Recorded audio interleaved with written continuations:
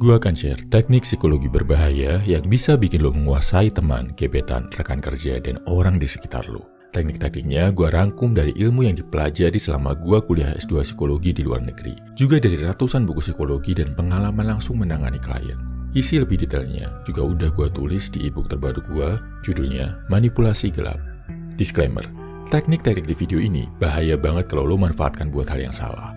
Gua share tujuannya bukan biar lo jadi cowok jahat, tapi biar lo lebih waspada, bisa mengantisipasi, dan gua share penggunaan versi baik atau terangnya juga biar berimbang. Langsung aja, perhatikan baik-baik bro. Nomor 6 paling bahaya, nomor 10 paling ampuh.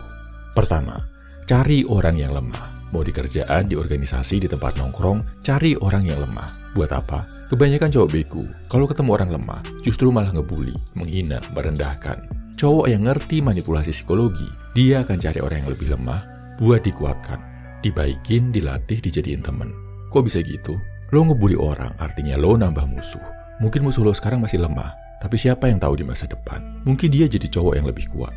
Kalau ini kejadian, celaka bro. Sebaliknya, kalau lo nemu orang yang lebih lemah, lo bantu dia, lo jadikan dia teman, lo latih dia jadi lebih kuat. Di masa depan, dia akan jadi teman paling loyal buat lo. Karena merasa berhutang budi sama lo bro. Hutang duit bisa dibayar. Hutang budi selamanya akan terasa bro. Lo bantu yang lemah. Gak cuma melakukan kebaikan, tapi juga bakal menguntungkan di masa depan buat lo. Kalau lo jahat, manipulatif, lo bisa minta apapun ke dia buat balas jasa. Atau bisa lo jadikan anak buah pun. Dia dengan sukarela ikut bro. Ke cewek juga gitu.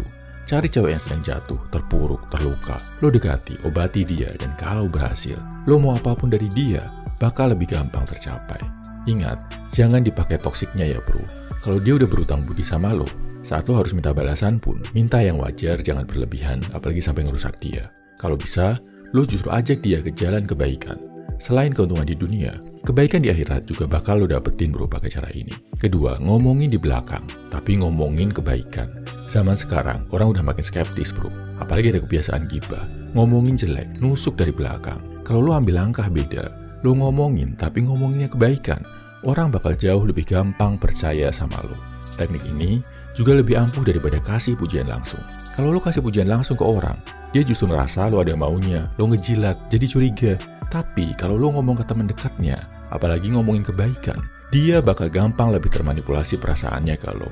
Plus, di depan temannya pun, lo akan terlihat sebagai cowok yang positif, yang gak suka ngomongin kejelekan, tapi berfokus ke kebaikan. Jadi next time lo mau memuji orang, jangan puji langsung, tapi puji di belakang lewat teman dekatnya.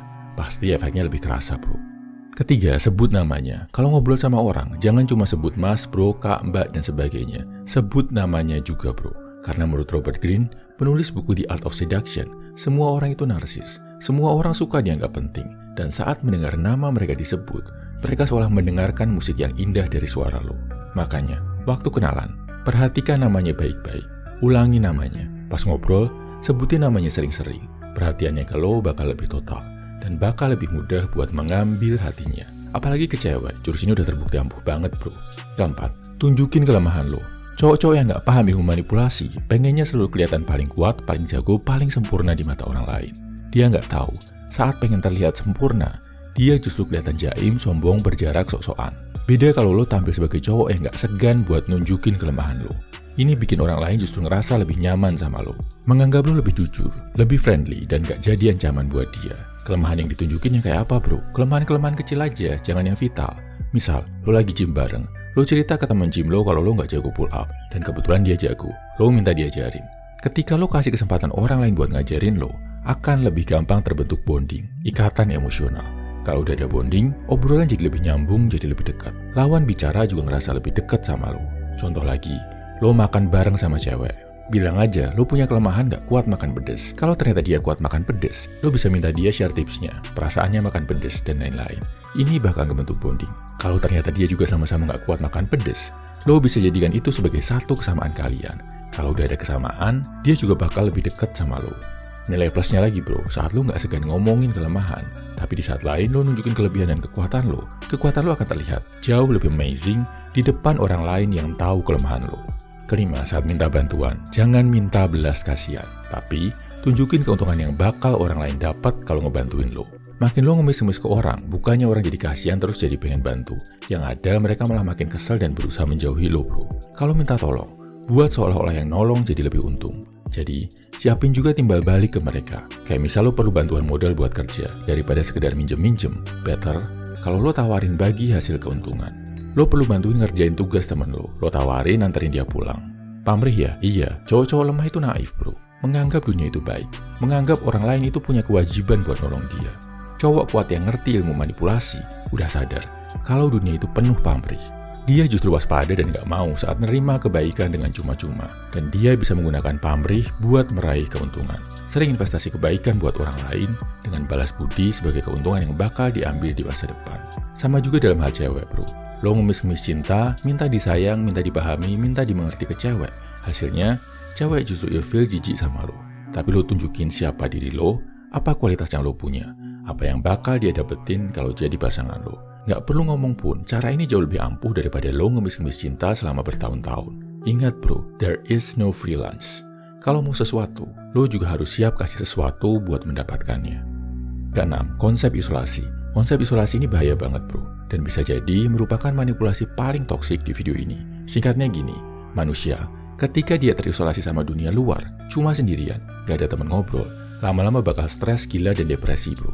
Kalau lo bisa mengisolasi target lo dari orang lain selain diri lo bakal lebih gampang dapetin yang lo mau dari dia. Ini sering banget dipakai sama playgirl atau playboy. Dia nyari cewek yang penyendiri, gak punya teman, gak deket sama keluarganya. Terus dideketin, diajak ngobrol, dibaik-baikin. Habis itu lo ambil sebagian besar waktunya. Terus lo batasi dia buat bergaul sama orang lain. Bahkan lo hasut dia biar jadi jauh sama temen-temennya. Bilang, cuma lo yang paham, sayang, dan ngerti dia. Yang lain jahat semua. Lo lakuin ini, dia bakal bergantung sama lo. Dan kalau udah bergantung, pasti nurut banget. Ini bahaya bro. Sebisa mungkin jangan dilakuin. Cukup di ngertiin aja manipulasinya. Jadi kalau di masa depan, ada orang yang berusaha mengisolasi lo dari orang lain, lo bisa lepas dari jeratan ini. Ketujuh, jangan sampai lo terlihat jago debat. Kalau di acara-acara talk show, orang yang jago debat itu kelihatan keren. Tapi kalau di dunia nyata, lo kelihatan jago debat, malah banyak ruginya bro. Orang bakal males ngomong sama lo. Ngerasa nggak nyaman sama lo, jadi malas ngobrol. Orang juga bakal ngeliat lo sebagai orang yang manipulatif, nggak tulus. Akhirnya mereka sulit percaya. Apalagi sebagai orang baru di suatu tempat bro. Jangan pernah nunjukin kalau lo jago debat. Kalau perlu, sengaja aja lo ngalah waktu debat. Kasih dia kepuasan buat menang debat sesaat. Tapi ini bukan berarti lo diem aja kalau disalah-salahin. Lo buktikan. Tunjukin pakai fakta dan perbuatan daripada kata-kata. Misal ada yang bilang, lo itu ngaret, gak tepat waktu. Gak usah lo bantah, senyumin aja. Tunjukin kalau lo bisa on time. Ada orang yang bilang lo itu payah lemah. Lo fokus aja olahraga, perkuat diri lo, terus tunjukin transformasi lo. Believe me bro, orang yang kelihatannya diem-diem, gak pernah ngedebat, tapi langsung nunjukin hasil dan bukti, bakal jauh lebih dihormati daripada yang hobinya kuar-kuar. Dan efek kejutnya, ketika lo jarang bacot, tiba-tiba langsung bisa, damage-nya bakal lebih besar bro ke orang yang remehin lo. Kedelapan, bikin orang lain ngerasa paling paham tentang diri lo.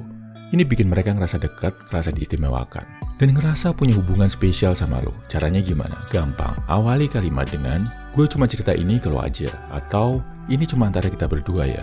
Lo ngomong apapun, kalau awalannya pakai kalimat tadi, orang bakal jauh lebih ngedengerin lo bro. Dan karena ngerasa ada hubungan spesial, dia jadi nempatin lo paling nggak satu level lebih dekat dari dia.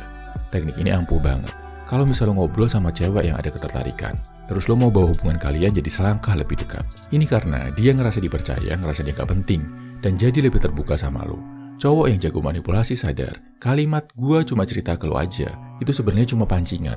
Biar dia juga cerita tentang rahasia dirinya. Jadi, next time ada orang yang ngomong hal ini ke lo, jangan kegeeran, jangan buru-buru ngerasa spesial dulu ya bro.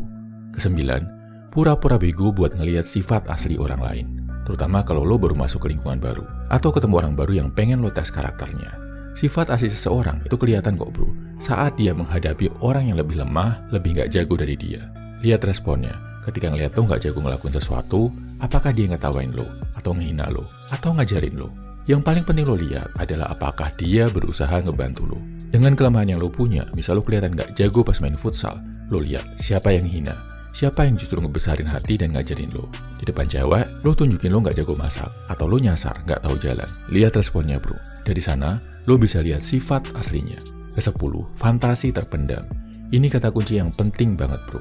Beberapa tahun lalu, sempat ada novel dewasa yang ngehit di kalangan cewek-cewek, terutama yang udah jadi ibu-ibu rumah tangga. Judul novelnya adalah 60 Shades of Grey. Ceritanya tentang cowok yang dominan banget di ranjang, berani main kasar, berani main pakai berbagai alat buat nunjukin dominasinya. Cewek-cewek tergila-gila bro sama novel ini. Karena pada akhirnya, ada media yang bisa nunjukin fantasi terpendam mereka secara elegan. Banyak cewek yang sebenarnya pengen didominasi, pengen diperlakukan dengan agak kasar, pakai berbagai macam alat dan permainan. Tapi selama ini mereka nggak pernah dapet bro. Pasangan mereka, suami-suami mereka, terlalu takut ngelakuin ini. Terlalu malu buat komunikasi sama para cewek. Karena anggapan mainstream, kalau cowok itu harus gentle di atas ranjang. Mereka nggak tahu, dan nggak berusaha cari tahu fantasi terpendam pasangannya. Padahal bro, kalau lo bisa ngerti tentang fantasi terpendam, bukan cuma tentang masalah ranjang ya bro. Lo bisa bikin orang lain jadi tergila-gila, ketagihan, kecanduan sama lo. Misal lo ketemu cewek dari keluarga broken home, yang bapaknya nggak bertanggung jawab dan jahat.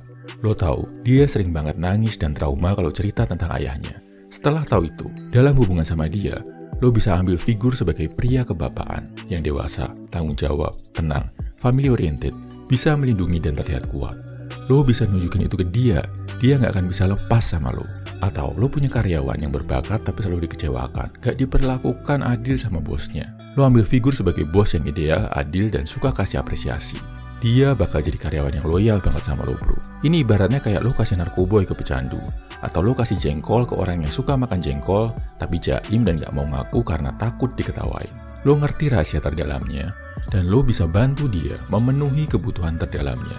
Ini udah skakmat banget bro. Kedepannya, lo mau minta apapun ke dia, bakal dia kasih. Serem ya bro, teknik manipulasi psikologi gelap ini.